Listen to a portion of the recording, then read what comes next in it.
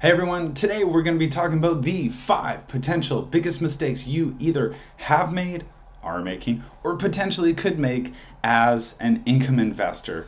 Now, you are probably someone who uses CoveredCall ETFs or other related income investing products like split share funds or closed-end funds, or maybe some pure just leverage funds. Predominantly I invest in CoveredCall ETFs, but you potentially, this could fit within your realm of investing style. Someone who wants to supplement potential costs either currently, or you want the flexibility to extract that from your portfolio to do just that. So with that being said, let's get into those big mistakes. Mistake numero 1 is you are invested in the wrong funds that more specifically don't match your expectations.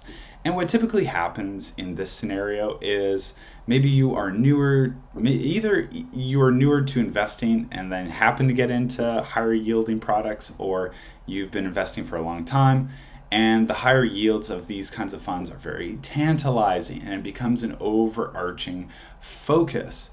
But unfortunately with that is that it tends to diminish other important factors like how you diversify your portfolio, if you even care about that.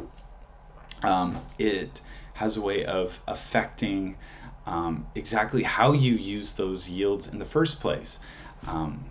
Because typically with higher yielding products, you got to be a little bit more hands-on. And by hands-on, I simply just mean you probably need to reinvest a little bit more. There's more. If it pays out monthly, it's no doubt extracting more of that NAV, and because of that, the natural performance needs to either keep up or do better than what's being extracted, or you need to reinvest maybe a potentially larger portion of that return, so that as that NAV trickles downward, that you are also following that NAV as well by reinvesting and lowering your cost basis as well. If you are someone who kind of wants to set it, forget it, and you definitely want to just extract all the income, in my opinion, somewhere around 10 to 12% these days, I think it can be done. That is what I currently do with my own portfolio. And I reinvest 100% of everything. I'm very much in that accumulation phase right now.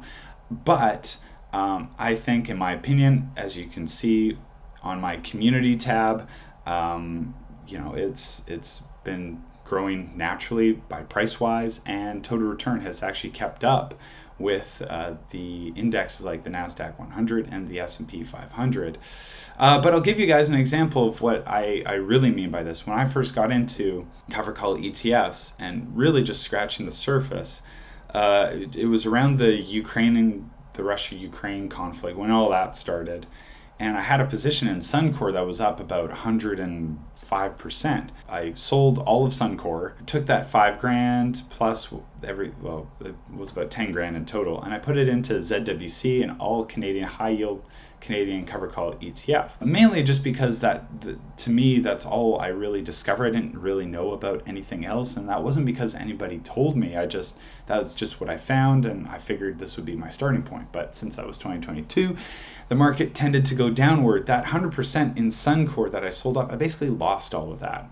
I sold off ZWC, and as I started to spend more time in this space, I realized that kind of fun in my TFSA just wasn't meeting my expectations, so I rotated into HYLD. Part of that journey in investing in wrong funds is just coming to understand that it's a learning curve. You potentially might be making that mistake, but spend more time in this space, watch my videos, watch other videos, whether it be from Passive Income Investing, Armchair Income, or Wealth Adventures, there's a million different channels out there that speak about different income related products. Biggest mistake number 2, or at least potential mistake number 2, that you might make with income investing products, and we'll just say CoveredCall ETFs because that's what this channel is all about, is you'll have an expectation that these funds will perform as well, or if not better,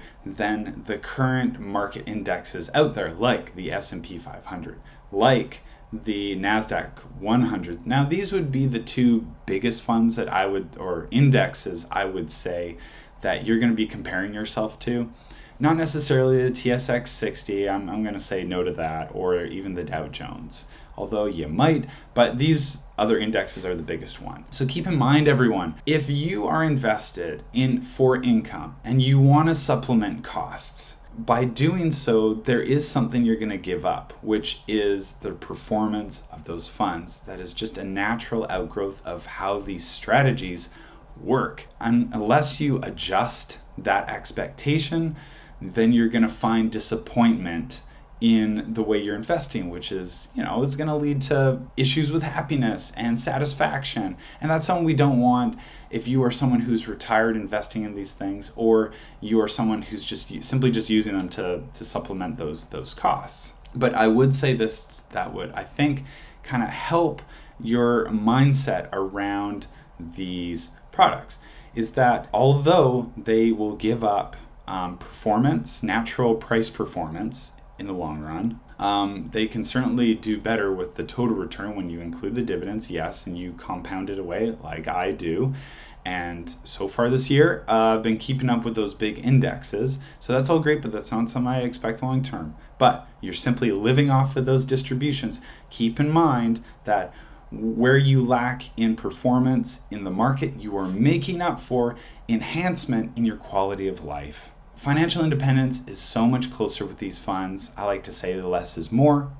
Typically speaking, with these funds, that number that you need to retire is typically is less in general with these funds than maybe with other traditional investing products that your bank would offer you. So if you're investing, you're self-investing, I should say, you're a DIY investor, you're using these products, managing them yourself, is maybe just keep that in mind, okay? Performance isn't necessarily everything. And I think more and more people, as they come to understand these products, realize, and just in general, that, why does it matter that you absolutely have to chase performance? Me personally, I like to invest in funds where the capital appreciation, it does, yes, goes up over time, because I'll be investing in these things for a long time, so I definitely want it to go up over time. Now, it might not match the market. That's okay, because I'm using it for flexibility. I'm reinvesting. I'm happy with that. I'm going to be using it to offset certain costs to support my growing family, okay? And to achieve certain goals, like living in a house.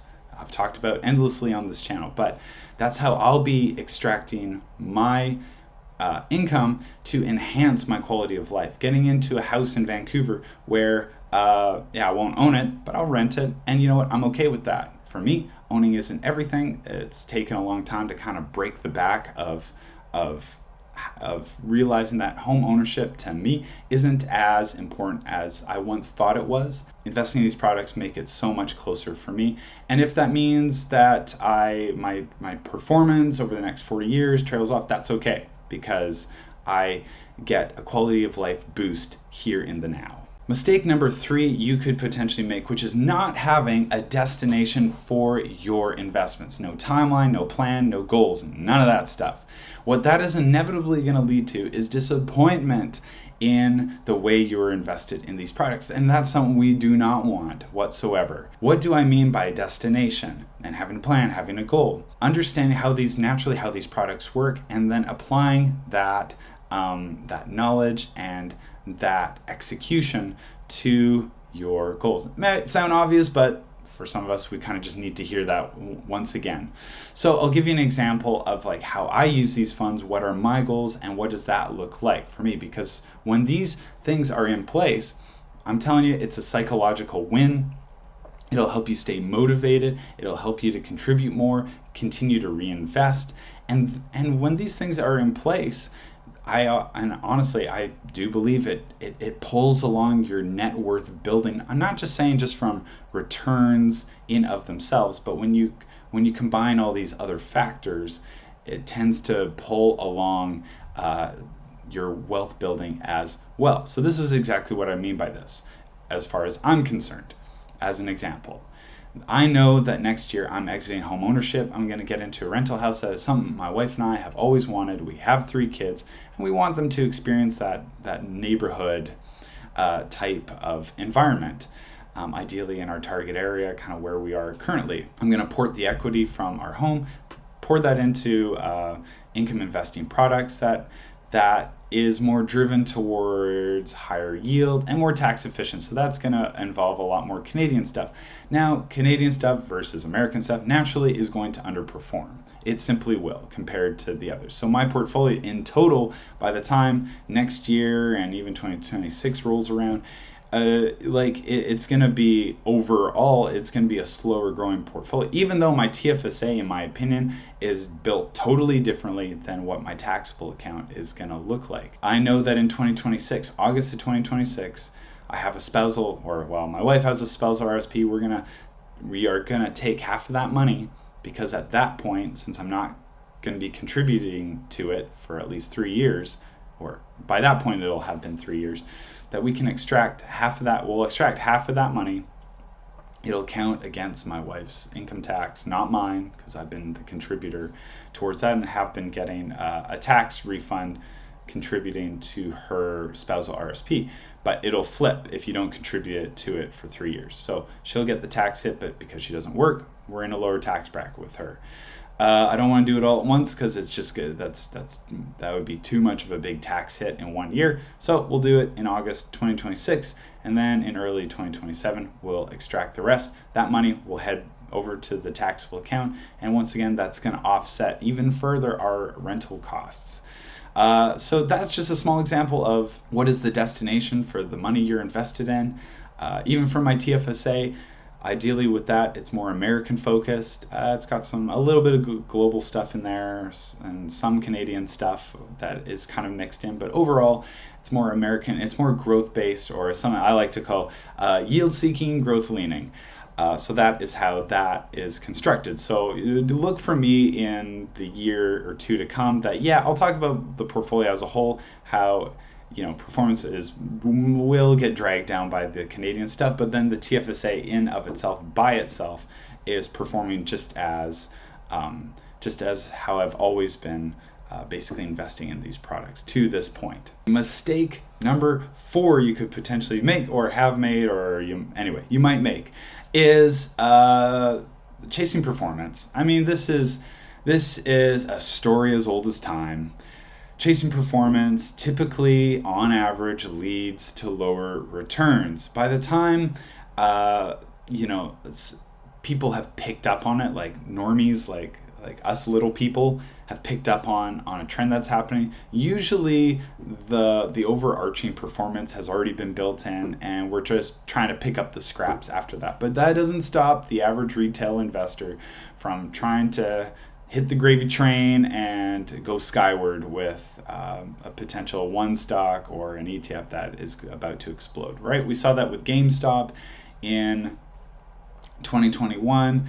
The FOMO set in, everybody jumped in. Yeah, a few people made some money, and but there was certainly, I'm sure, a lot of disappointment when it came crashing back. Even for myself, I remember a time I didn't do it with GameStop, but I did it with AMC, that movie theater chain, and it crept in pretty hard because I missed out, or like I was stoic and I stayed true and didn't go with the GameStop stuff. Anyway, I went with AMC. I probably invested about, honestly, I gambled 10 grand. It's not even investing. I gambled 10 grand on this stuff. And I knew I was going to sell it hopefully by the end of the day. I was up 20% in one day on it. And then I go to hit the sell button and I'm like, apparently it already sold. I had triggered a limit and I actually didn't make any money. It triggered something like a few minutes after I bought it. I actually lost money on the conversion overall. So again, never do that again. But that is the danger of chasing performance, is a fear of missing out sets in. That was the only one time in my life that has happened, and it will never happen again. So, I went through it, learned a costly lesson out of it. And statistically, as a DIY investor, we are so far down the rung of, on average, of being able to attain better than average performance as an average retail investor. So we got to keep that in mind, that the law of averages are against us. So the less trading we do, the less conversions we're making is honestly in our favor. The true buy and hold strategy, if we can kind of keep that insulated as best we can. And again, you're a specific kind of individual, I would say a rare individual, if you never sell something, buy something else. I think that is just something that naturally happens, especially with income investing. These products have really flourished and matured in the last couple of years. So, getting into better products that are out there, I think, is a worthy, sell something off to buy that, especially if it makes sense. But with the idea, hold it for long term. But I mean, if the trend is, I find myself doing this quite often, then that's just maybe a time to peel back and just consider the fact that, is it really needed? So just keep that in mind. You are less likely to beat everybody else. It is simply better just to hunker down, buy and hold. And even if it's boring, I know we like to sell and get new stuff because it's shiny and everyone's excited about it. We all fall into that. We all do. No matter how experienced we are, we all like big, new, shiny things, especially if other people are buying it. It makes us feel great. But the buy and hold strategy, long term, the way that your portfolio is growing should simply just be exciting enough, hopefully. Mistake number 5 that you can potentially make as an income investor really has more to do with any investor, and that is the next crisis, calamity, a far-flung conflict somewhere, tsunami this, earthquake that. There's always something that the legacy media or social media will be trying to pump just to get your eyeballs to stick with their content. That's how these guys make money. For every click on every article or viewership, they want you to watch. And we are addicted to disaster. That's why post-apocalyptic movies seem to never die out. They're always popular. With that in mind, breathe easy, okay? Because I'm about to tell you something that hopefully can kind of, hopefully reassure you despite so many of the problems that we find around the world. The most influential investing book ever written, Intelligent Investor. And it was the first investing book I actually ever read. Boy, it's like a textbook. It's like 600 pages. Every chapter had commentary, but I really wanted to enhance my own education as fast as humanly possible, and that was a really great way of doing that. But the author of that book, Ben Graham, is the mentor to Warren Buffett. You got your head in the sand if you don't know who Warren Buffett is. Anyway, so Ben Graham, maybe people might not know him as much as Warren Buffett. This guy was born in, say, 1888, writes one of the most influential investing books of all time with The Intelligent Investor in 1949. Now track with me. Born in 1890-ish, somewhere in there, in 1949. There was a lot of stuff that happened around the world in between them. We got World War I, we got the Spanish flu, we got the Great Depression, and we got World War II. And then, and then the guy comes out of the rubble and writes one of the best investing books ever written. And I think that in of itself should give us reason to just relax when it comes to a lot of that stuff. Doesn't mean ignore all of that stuff, but it does mean keep in mind that these outlets, whether it be online, they want you to click on their stuff, whether it's TV, right? Bad news sells, right? And if you've ever heard the song Dirty Laundry, I think Nickelback did a cover of it, so I know of that song by that version, but it's done by someone else, like Don Henley or something, and it's just a song all about exactly that, bad news sells. And anyway, check out that song, I would say, just as an example. Okay, so with that being said, whatever calamities are going on around the world, right? Stay invested. That is the most critical thing. With that being said, everybody, hopefully you enjoyed this style of video. Plan to make more like it. So hit all the buttons of like and subscribe variety, and I'll see you all in the next video.